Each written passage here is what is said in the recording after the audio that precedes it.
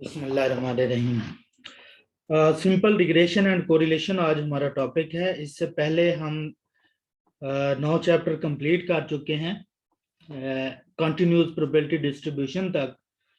तो इस वीक आप लोगों का टेस्ट भी होना है। कल इंशाल्लाह टेस्ट होगा जितना हम पढ़ चुके हैं उसमें से, और जितना आज हम पढ़ लेंगे ये भी उसके अंदर इंक्लूड होगा। रिग्रेशन हमारे पास मेन फर्क आपने इसमें चैप्टर में देखना है कि रिग्रेशन और कोरिलेशन में क्या फर्क होगा।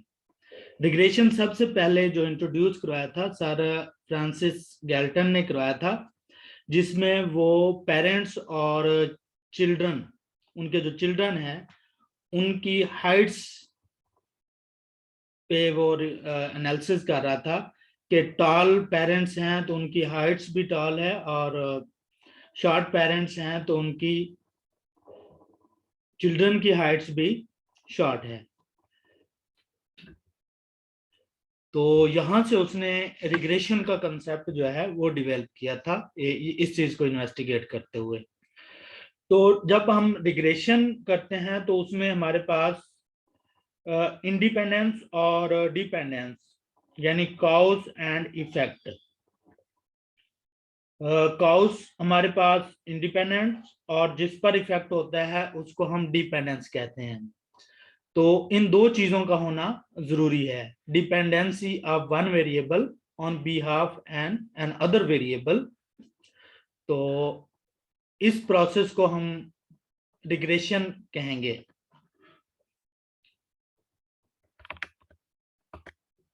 अब ये रिग्रेशन हमारे पास अगर एक वेरिएबल हमारे पास इंडिपेंडेंट वेरिएबल अगर एक होगा तो उसको हम सिंपल रिग्रेशन कहेंगे। अगर इंडिपेंडेंट वेरिएबल हमारे पास दो होंगे या दो से ज्यादा होंगे तो उसको हम मल्टीपल रिग्रेशन कहेंगे। अब यहां पे हमने बात कर ली इंडिपेंडेंट वेरिएबल की, और अगर डिपेंडेंट वेरिएबल भी हमारे पास दो से ज्यादा हो जाएं तो फिर वो मल्टीवेरिएट का कंसेप्ट बन जाता है। तो हम इसमें सिर्फ रिग्रेशन को ही पढ़ेंगे जिसमें हमारे पास सिंपल रिग्रेशन और मल्टीपल रिग्रेशन है। अगर इनका जो रिलेशनशिप है डिपेंडेंट वेरिएबल से इंडिपेंडेंट वेरिएबल्स का, वो एक स्ट्रेट लाइन के थ्रू एक स्ट्रेट लाइन इक्वेशन बनता है, तो उसको हम लीनियर रिलेशनशिप कहेंगे। और अगर स्ट्रेट लाइन हम नहीं बनेगी, एक कर्व की फॉर्म में बनेगा तो उसको कर्विलीनियर हम कहेंगे। तो आगे जाकर वो ये बता रहा है कि regression study a variable whose variation we try to explain is a dependent variable, while an independent variable is a variable that is used to explain the variation in the dependent variable। यानी dependent variable वो होता है जो किसी दूसरे variable का effect लेता है और उसमें वेरिएशंस आती हैं किसी और वेरिएबल की वजह से, तो उसको डिपेंडेंट वेरिएबल कहेंगे। और इंडिपेंडेंट वेरिएबल एक ऐसा वेरिएबल होगा जो किसी दूसरे वेरिएबल में तब्दीली की वजह बनेगा या उसमें वेरिएशन की वजह बनेगा, उसको हम इंडिपेंडेंट वेरिएबल कहेंगे। और इंडिपेंडेंट वेरिएबल्स और डिपेंडेंट वेरिएबल्स के डिफरेंट नाम हैं, ये आप लोगों ने लाजमी याद रखने हैं। इसमें से एमसीक्यूज काफी बार आ चुका है। क्या क्या टर्मिनोलॉजीज यूज होती हैं डिपेंडेंट वेरिएबल्स के लिए? रिग्रेसेंड, रिग्रेसेंड इसको कहते हैं, प्रिडिक्टेंड कहते हैं, या फिर रिस्पांस वेरिएबल कहते हैं, या एक्सप्लेन्ड वेरिएबल कहते हैं। तो इसके 5 नाम हमारे पास हो गए, रिग्रेसेंड, प्रिडिक्टेंड, रिस्पांस, एक्सप्लेन्ड और दूसरा डिपेंडेंट वेरिएबल खुद। और इंडिपेंडेंट वेरिएबल्स का के लिए ये इंपॉर्टेंट आप याद रखेंगे, इसको नॉन रैंडम वेरिएबल भी कहते हैं, क्योंकि इस इंडिपेंडेंट वेरिएबल में हमने अपनी तरफ से भी वैल्यूज हम इंडिपेंडेंट की लगा सकते हैं, तो ये नॉन रैंडम वेरिएबल भी कहलाता है। इसको रिग्रेसर भी कहते हैं, प्रिडिक्टर भी कहते हैं, रिग्रेशन वेरिएबल भी कहते हैं और एक्सप्लेनेटरी वेरिएबल भी कहते हैं। तो ये इनके नाम जो है ये लाजमी याद रखने हैं। आगे डिटर्मिनिस्टिक एंड प्रोबेबिलिस्टिक रिलेशन और मॉडल्स। हमारे पास दो किस्म के मॉडल होते हैं। डिटर्मिनिस्टिक मॉडल, इसको मैथमेटिकल मॉडल भी हम कहते हैं, मैथमेटिकल इक्वेशंस भी आ जाएगी इसमें। और दूसरा हमारे पास प्रोबेबिलिस्टिक रिलेशन, ये एक्चुअली हमारा स्टैटिस्टिकल मॉडल होगा। जो प्रोबेबिलिस्टिक होगा वो स्टैटिस्टिकल होगा, जो डिटर्मिनिस्टिक होगा वो हमारा मैथमेटिकल होगा।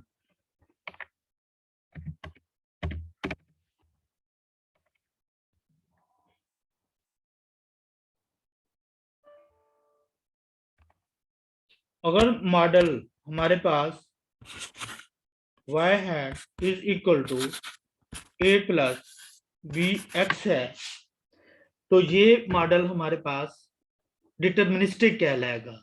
अगर हमारे पास y hat is equal to a plus b x i plus epsilon, जो एरर टर्म होता है, वो भी अगर हमारे इस मॉडल के अंदर हम कंसीडर करेंगे तो इसके अंदर रैंडमनेस भी आ जाती है और ये प्रोबेबिलिस्टिक मॉडल बन जाता है।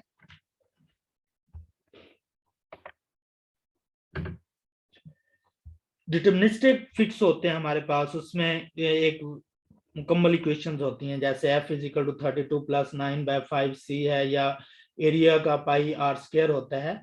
तो इस तरह ये फिक्स होते हैं हमारे पास। ये हमारे पास प्रोबेबिलिस्टिक या नॉन डिटर्मिनिस्टिक भी इसको कहते हैं। ये a plus b x i plus epsilon i के अंदर आता है। स्कैटर डायग्राम क्या होता है? ये एक ऐसी डायग्राम है जो इंडिपेंडेंट और डिपेंडेंट वेरिएबल्स के दरमियान रिलेशनशिप को ग्राफिकल तरीके से रिप्रेजेंट करने के लिए यूज होती है। इस डायग्राम से ही हमें पता चल जाता है कि वेरिएबल्स के दरमियान जो रिलेशनशिप है वो पॉजिटिव है, नेगेटिव है, स्ट्रांग है, वीक है, लीनियर है या कर्वीलीनियर है। ये सारी चीजें हम जस्ट ये डायग्राम बनाकर इंडिपेंडेंट और डिपेंडेंट वेरिएबल्स के दरमियान हम ये डिसाइड कर सकते हैं कि इनके दरमियान जो रिलेशनशिप है वो किस तरह का है। अब ये ए डायग्राम में देखें तो ये पॉजिटिव और स्ट्रांग रिलेशनशिप है, क्योंकि इसके हमारे पास जो स्कैटर डॉट्स हैं वो करीब करीब हैं और ऊपर की तरफ जा रहे हैं। जैसे एक्स हम बढ़ाते हैं वह बढ़ रहा है। अगर बी में हम देखते हैं तो ये नेगेटिव रिलेशन है और स्ट्रांग नेगेटिव रिलेशन है, क्योंकि इसके जो स्कैटर डॉट्स हैं ये करीब करीब हैं। अगर हम एक्स को बढ़ाते हैं तो वह कम हो रहा है, तो ये नीचे की तरफ इसका रिलेशनशिप आ रहा है, तो इसको हम नेगेटिव रिलेशन कहेंगे। ये हमारे पास अब स्ट्रेट लाइन की फॉर्म में नहीं है जो सी के अंदर है। इसमें रिलेशनशिप तो है लेकिन ये रिलेशनशिप स्ट्रेट लाइन नहीं है, लीनियर रिलेशन नहीं है, ये कर्व की फॉर्म बन रही है, तो इसको कर्वी लीनियर रिलेशनशिप कहेंगे। और ये हमारे पास नो रिलेशन है, एक्स बढ़े या ना बढ़े उसका वाई पर इफेक्ट नहीं पड़ रहा, तो इसमें हम नो कोरिलेशन या नो रिलेशनशिप कहेंगे। तो स्कैटर डायग्राम्स हमें जब भी हमने कोई एनालिसिस करना होता है रिग्रेशन का, तो हम पहले स्कैटर डायग्राम बना लेते हैं। उससे हमें पता चल जाता है कि इस पर हम कौन सा मेथड लगाएं, कुर्वी लीनियर वाला लगाएं या लीनियर रिलेशनशिप बन रहा है वो लगाएं। सिंपल लीनियर रिग्रेशन मॉडल मैं पहले भी बता चुका हूं कि सिंपल लीनियर रिग्रेशन मॉडल जब होगा उसके अंदर हमारे पास इंडिपेंडेंट वेरिएबल एक होगा और डिपेंडेंट वेरिएबल भी एक ही होगा। तो इसकी जो हमारे पास सिंपल इक्वेशन बनेगी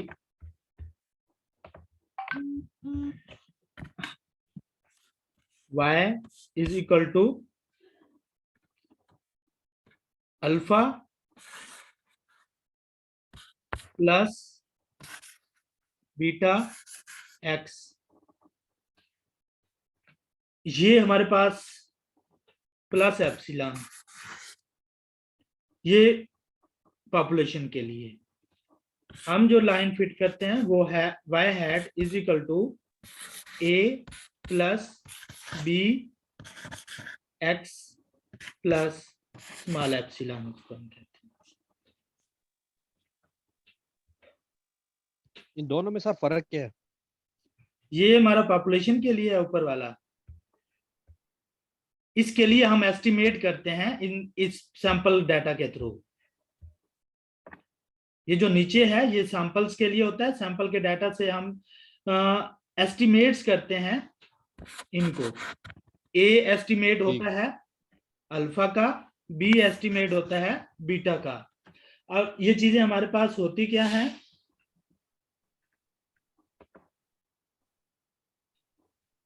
एस्टिमेट्स।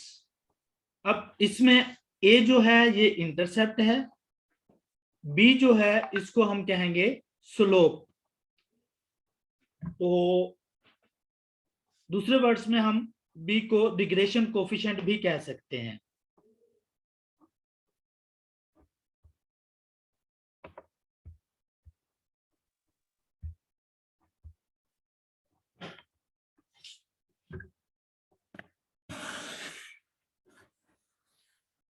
ये हमारे पास एक्स एक्सिस, ये वाई एक्सिस।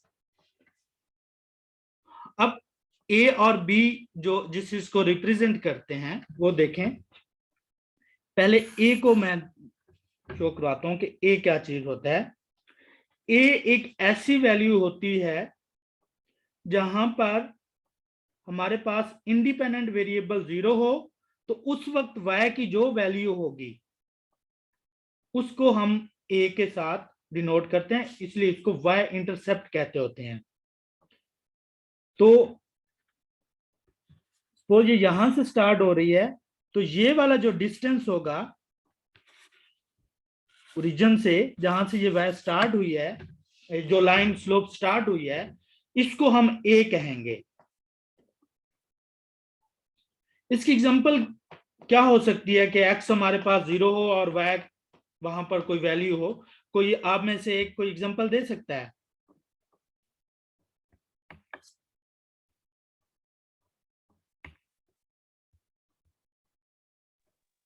कोई भी बता दे जहां पर हमारे पास y जो है कोई वैल्यू रखता हो और x हमारे पास 0 हो।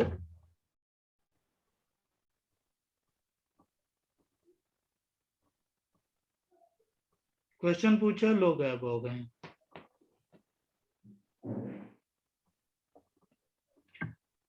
अब इसमें देखें हमारे पास सपोज एक तरफ एज है और दूसरी तरफ वेट है।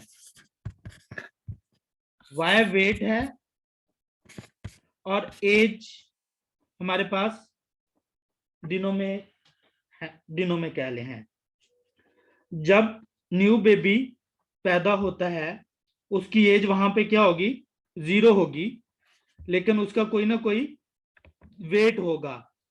वो जो वेट होगा वो सपोज यहां से 2 kg आ गया है, तो यहाँ पे 2 kg अगर इसके वाय पे रिप्रेजेंट कर रहा है, तो ये हमारा इंटरसेप्ट होगा। वहां से आगे एज हमारी स्टार्ट होगी, जैसे जैसे एज बढ़ेगी वेट बढ़ता जाएगा, ये इस कर्व के साथ। तो ये y इंटरसेप्ट या a की जो है इंटरप्रिटेशन ये होती है। उसके बाद b जो है ये रिग्रेशन कोफिशिएंट कहलाता है। रिग्रेशन कोफिशिएंट हमें लाइन का डायरेक्शन भी बताता है और कि वो नेगेटिव है या पॉजिटिव है, और इस दोनों x और y के दरमियान जो रिलेशनशिप की स्ट्रेंथ है वो भी ये हमें बताएगा। बी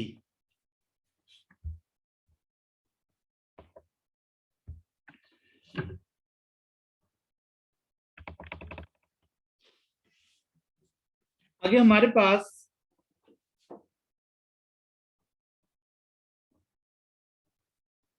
ये चीजें मैं आपको करा चुका हूँ, बता चुका हूँ। आगे ये इंपॉर्टेंट है एमसीक्यूज के लिए, हमारे पास जो एप्सिलॉन होता है, एरर टर्म जो होती है, इसकी properties. Expectation of error term 0 के इक्वल होगी, यानी एरर टर्म को अगर हम प्लस करेंगे और डिवाइड उन वैल्यूज पर करेंगे तो वो हमारे पास 0 आ जाएगा। Variance of error term sigma square के लिए सिग्मा स्क्वायर होता है, और the variance of error term is constant, और ये कांस्टेंट होता है। It means that the distribution of error has the same variances for all values of x, यानी तमाम वैल्यूज ऑफ एक्स के लिए उनका वेरिएंस सेम होगा। इस सिचुएशन को हम कहते हैं होमोस्टैटिसिटी। जिनका वेरिएंसेस इक्वल हो उसको हम क्या कहेंगे, होमोस्टैटिसिटी, और अगर उनके वेरिएंस डिफरेंस हो तो उसको हेटेरोस्टैटिसिटी बोलते होते हैं। एक्सपेक्टेशन ऑफ EJ, यानी एप्सिलॉन आई और एप्सिलॉन जे, अगर दो हमारे पास एरर टर्म्स हों तो वो आपस में क्या होंगी, इंडिपेंडेंट होंगी। अगर उनकी हम एक्सपेक्टेशन लें तो वो 0 के इक्वल होगी। तो वही बोल रहा है कि error terms are independent of each others. तो इनमें कोई सीरियल कोरिलेशन या ऑटो कोरिलेशन नहीं होगा। सीरियल या ऑटो कोरिलेशन क्या होता है, हर टर्म का पिछली टर्म के साथ एक रिलेशनशिप होता है, उसको हम ऑटो कोरिलेशन कहते हैं। Expectation of x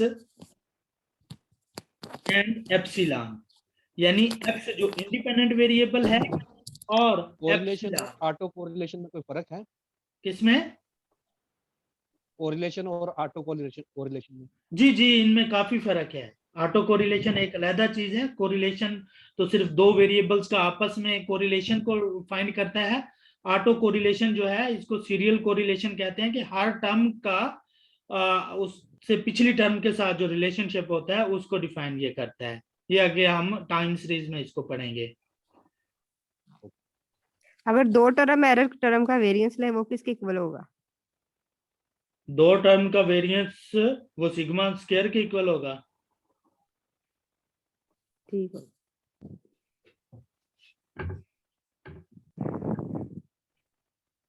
expectation of x और एप्सिलॉन हमारे पास ये भी आपस में इंडिपेंडेंट होंगे।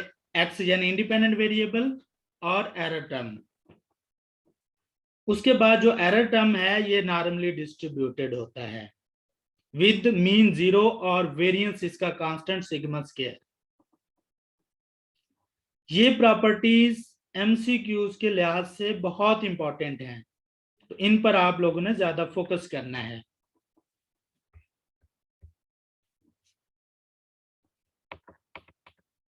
ये अजम्पशन कहलाती हैं एरर टर्म की।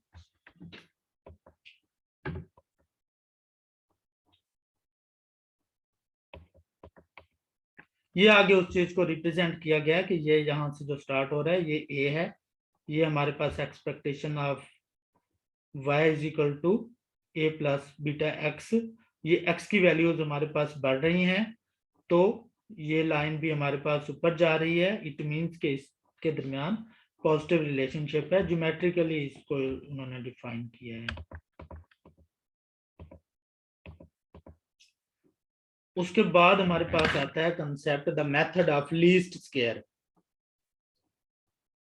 मेथड ऑफ लीस्ट स्क्वायर ये एक ऐसा मेथड है जिसके थ्रू हम पैरामीटर्स को एस्टिमेट करते हैं, और इस तरह एस्टिमेट्स करते हैं कि उसमें एरर जो है सम ऑफ स्क्वायर्स ऑफ एरर वो मिनिमम आ जाता है, या रेजिडुअल्स का जो स्क्वायर होता है वो मिनिमम आ जाता है। रेजिडुअल्स या एरर्स एक ही चीज को हम बोलते हैं। तो अगर डेफिनेशन देखें तो क्या है, the principle of least square consist of determining the values of unknown parameters. कौन कौन से? अल्फा और बीटा जो हम यूज करते हैं। That will minimize the sum of squares of errors, जो sum of squares of errors को मिनिमाइज करता है, कम अज कम करता है। Where errors are defined as the error, अब होता क्या है, जो हमारे पास ऑब्जर्व्ड वैल्यूज होती हैं और जो हमारे पास प्रिडिक्टेड लाइन की वैल्यूज होती हैं, उनका जो डिफरेंस लेंगे वो एप्सिलॉन या एरर टर्म के इक्वल होता है। ये आगे हिस्ट्री बता रहा है, इसको आप लोगों ने पढ़ लेना है कि किस किसने कौन कौन सा काम किया था। इसमें हमारे पास कैरल एफ कस, लीजेंड्रे और ला पैलेस, इन्होंने इस पे, मार्कोव भी है, ये काम किया है मेथड ऑफ लीस्ट स्क्वायर, कब कब उन्होंने यूज किया ये इसमें लिखा हुआ है। उसके बाद हमारे पास है least square estimates and simple linear regression method. इसमें हम क्या करते हैं, सम ऑफ स्क्वायर ऑफ एरर्स निकालते हैं और इसको यूज करते हुए हम पहला डेरिवेटिव लेते हैं और फिर दूसरा डेरिवेटिव इसमें लेकर हम एस्टिमेट्स करते हैं जो अननोन पैरामीटर्स इसके अंदर होते हैं, अल्फा और बीटा।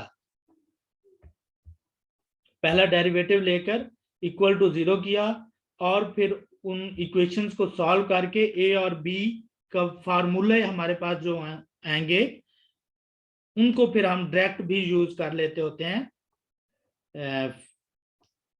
अपनी कैलकुलेशंस में ए और बी को निकालने के लिए। तो ये सारे इसके प्रूफ होगा। हम डायरेक्ट इसके फार्मूला याद रखेंगे कि ए का फार्मूला क्या बनता है और बी का फार्मूला क्या बनता है।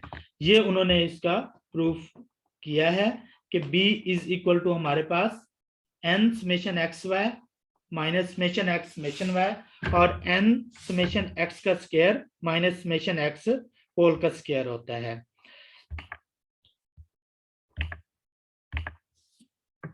हमारे पास जो b है ये इक्वल टू होता है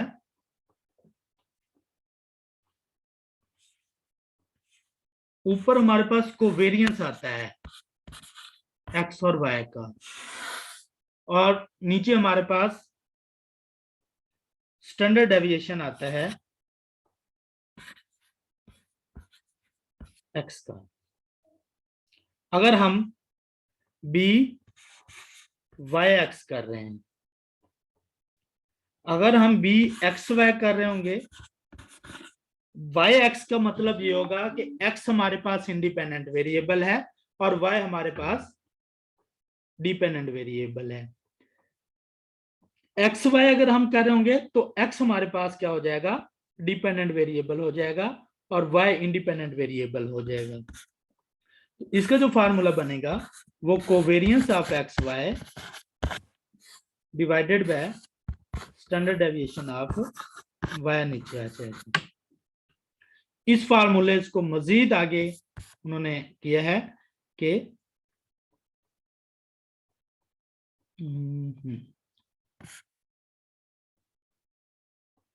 expectation of x minus x bar y minus y bar, यहाँ समेशन है, आई थिंक समेशन एक्सपेक्टेशन की जगह पे समेशन है, summation of x minus x bar y minus y बार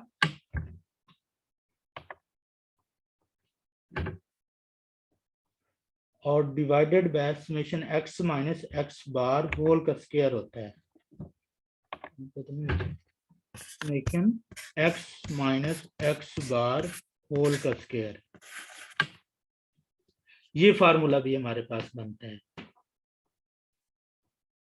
अगर नीचे वाला बनेगा तो ऊपर सेम आएगा, summation x minus x bar y minus y bar divided by summation y minus y bar whole का स्क्वायर बन जाएगा और इसका स्क्वायर रूट होगा साथ, क्योंकि स्टैंडर्ड डेविएशन नीचे आता है। और मजीद इसका सिंप्लीफाई फार्मूला वो ये बनता है n में, अच्छा ये साथ लिखो भी है वो जो हमने लिखा है, summation x minus x bar y minus y bar over summation x minus x bar का स्क्वायर, और इस फॉर्म में भी इसको हम लिख सकते हैं n summation x y minus summation x summation y n summation x square minus summation x whole का स्क्वायर। और ए का फार्मूला ये है, इस तरह अगर आपको याद हो जाए ठीक, वरना हम आम तौर पर जब सॉल्व कर रहे होते हैं बी को हम ऊपर वाले फार्मूले से सॉल्व करके ए को हम इस फार्मूले से निकाल लेते हैं y बार माइनस बी एक्स बार।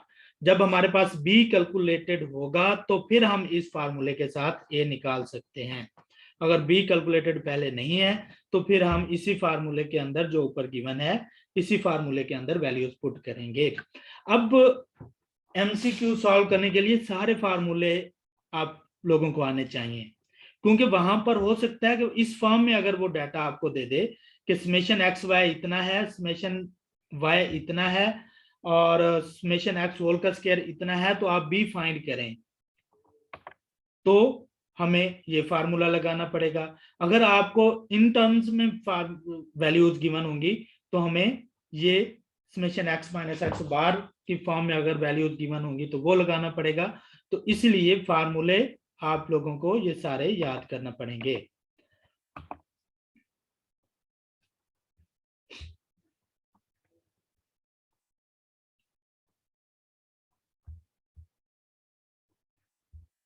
ये दूसरे मेथड से उन्होंने इसको फार्मूला को बनाया है,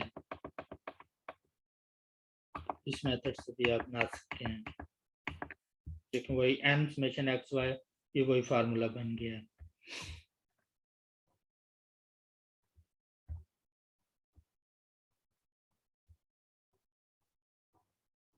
ये पहला भी आप लोगों ने पढ़ लेना, इसमें वही बताया गया है कि regression coefficient on b y on x x on y, b y x होगा तो उसको हम वाई ऑन एक्स कहते हैं, बी एक्स वाई होगा तो ये एक्स ऑन वाई होता है।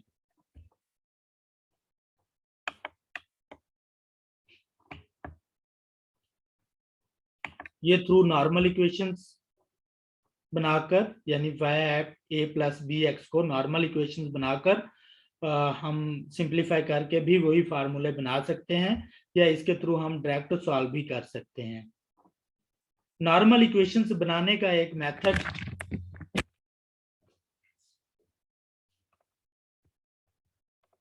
जितने अननोन होंगी उतनी नॉर्मल इक्वेशंस बनती हैं। अगर y is equal to a plus b x है तो इसमें अननोन या जितने पैरामीटर्स वो हमारे पास कौन से हैं, दो हैं, a और b। तो पहली नॉर्मल इक्वेशंस बनाने के लिए आपने ये देखना है कि a के साथ जो भी लिखा हुआ है वो और समेशन वो आपने इस इक्वेशंस पर अप्लाई कर देना है। अब a के साथ तो कुछ नहीं लिखा हुआ तो इट मींस 1 होगा उसके साथ, तो समेशन 1 समेशन के इक्वल ये होता है, पूरी इक्वेशंस को आप समेशन पे अप्लाई कर दें, ये बन जाएगा समेशन y माइनस, जब कांस्टेंट पर समेशन अप्लाई किया जाता है तो एन ए हो जाता है, प्लस b स्टार्ट में आ जाता है और समेशन अप्लाई वेरिएबल पर हो जाता है। ये हमारे पास पहली नॉर्मल इक्वेशन बन जाएगी। फिर हमने दूसरे अननोन के साथ है ना, उसके साथ क्या लिखा हुआ है x, तो हमने समेशन x के साथ इस पूरी इक्वेशंस को मल्टीप्लाई कर देना है।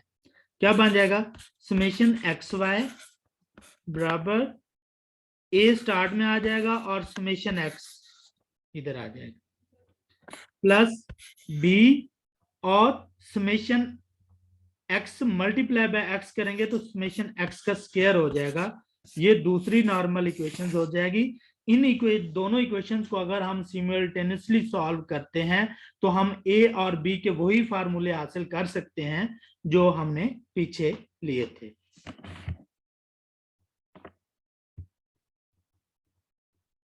तो जितने भी अननोन हो आप इस तरह उनकी नॉर्मल इक्वेशंस बना सकते हैं।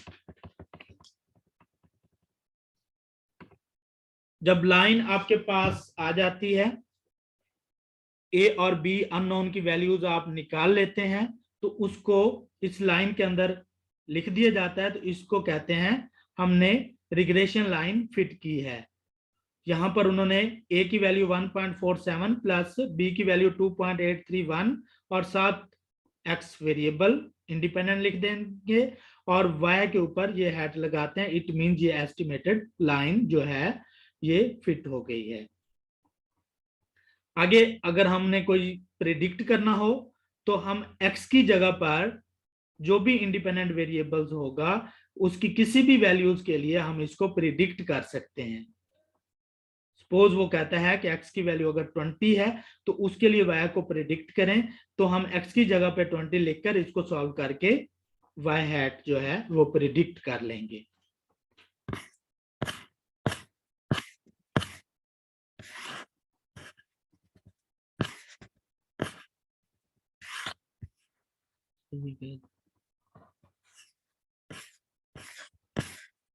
Properties of the least square regression line, very important. Properties का जब भी आएगा तो प्रॉपर्टीज आप लोगों ने एग्जाम की तैयारी करते हुए किसी भी चीज की प्रॉपर्टीज जो है वो नहीं छोड़नी, वो लाजमी करनी है। पहली प्रॉपर्टी क्या है? The least square regression line always go through the points x bar y bar. इसका मतलब ये होता है कि जो हमारे पास रिग्रेशन लाइन होती है, यहां पे जो लाइन जाती है, तो हमारे पास जो y बार और x बार की वैल्यूज होंगी ये उसमें से ही जाएगी। ये लाइन उस पॉइंट्स को कट जाएगी। सपोज हम कहते हैं y बार हमारे पास यहां पर है, x बार हमारे पास यहां पे वैल्यू आई है, तो इनको हम इधर ले जाएंगे। तो ये लाइन जो है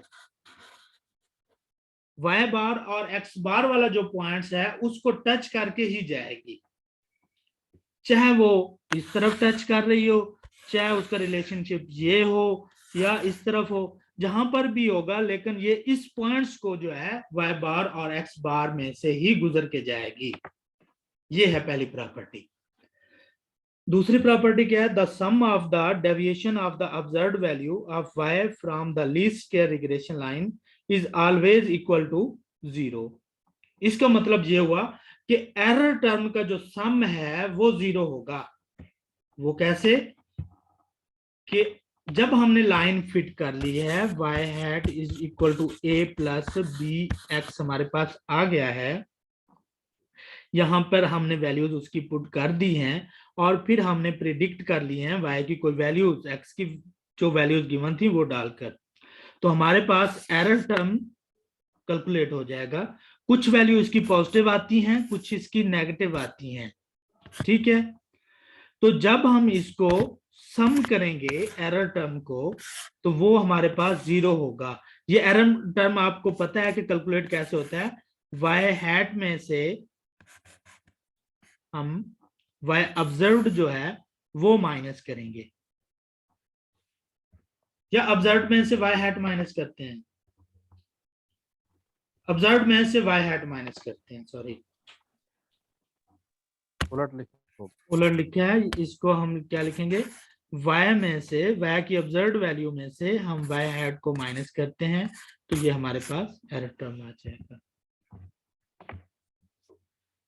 उसके बाद है the sum of square of deviation of the observed values from the least square regression line is minimum. यानी अगर हम इसका स्क्वायर कर देते हैं तो फिर उसका सम करेंगे, वो 0 तो नहीं होगा लेकिन वो मिनिमम होगा। अब इस मिनिमम का क्या मतलब होगा कि ये किस वैल्यू से मिनिमम होगा? तो उसका ये है कि अगर हम यही चीज इस y हैट के अलावा कोई और वैल्यूज लेकर माइनस करते हैं फिर स्क्वायर करते हैं तो उन वैल्यूज से ये मिनिमम होगा। यानी y हैट के अलावा कोई भी वैल्यूज अगर हम लें और उसका स्क्वायर करके सम करें तो उन वैल्यूज से ये मिनिमम होगा जब हम इसको y हैट को माइनस करके करेंगे। उसके बाद है the least square regression line obtain from a random sample is the line of the best fit because a and b are the unbiased. a और b अनबायस्ड होते हैं यानी हम अगर इनकी एक्सपेक्टेशन लेते हैं, एक्सपेक्टेशन ऑफ ए जो है वो अल्फा के इक्वल होगी और एक्सपेक्टेशन ऑफ बी जो है वो बीटा के इक्वल होगी, तो इसको हम अनबैस्ड कहते हैं। तो अनबैस्ड जो एस्टिमेट्स होता है वो बेस्ट फिट एस्टिमेट होता है। उसके बाद हमारे पास क्या है, स्टैंडर्ड डेविएशन ऑफ रिग्रेशन और स्टैंडर्ड एरर ऑफ एस्टिमेट।